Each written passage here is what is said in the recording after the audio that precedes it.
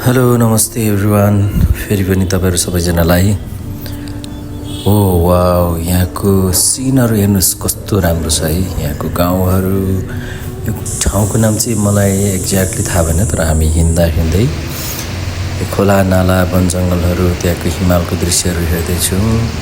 तपाईँहरूले पनि हेरेर इन्जोय गर्नुहोला अनि एकचोटि तपाईँहरू पनि जानुहोला। रमाइलो छ तर एकदम गाह्रो पनि छ।